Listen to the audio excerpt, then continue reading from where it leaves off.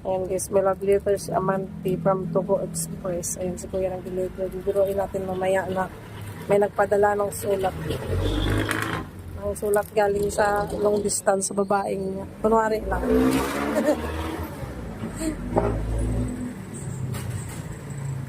Paano reaction ni Amanti? Ha? Bird ka? Basta Amanti, may love letters ka. Ha? Ayan, galing sa babae. Ano daw yan? What? Love letters. Hindi sa'yo yun. Lakot ka. Ayan, love letters. Yung galing sa babae mo ba? Ayan nga. Babae ka. Love letters. Ano yan? Alis ka dyan. Sulat ka ng babae mo. Tapos sikreto ka, magbabae ka pala. What?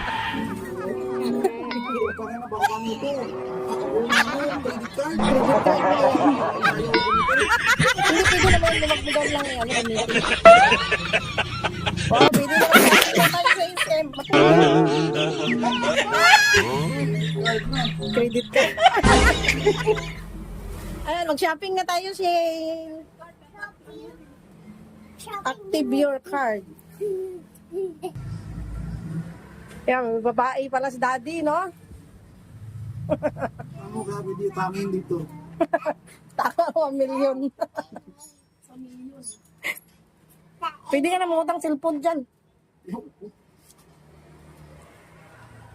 Bakit ayaw mo? TV, pwede pa.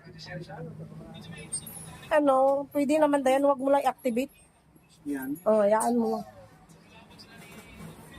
Sana all may credit card. Upang yun. Utang. Ayan, sa gusto mong utang, ayan, may credit card na si Amanti, Laurencio. Ayan, dalhin nyo yan sa SM. Sa BDO lang ito guys sa BPI at saka Metro Bangkola. BDO, only BDO lang. Nagpapadala ng credit card. Saan tayo punta? Ba, mag-shopping na daw si Shane guys. Sana all may nalalaman ng shopping si Inday Shane. Ano bibilin mo sa SM? Ano bibilin mo doon? Nga ma-shopping ka. Ano bilhin mo? Car. Car? Car ni Dayong lang. Car. Ano pa? Tapos ano pa bibilin mo? Sana all may pambili. Isa lang. Isa lang. Dami car kayo doon sa taas.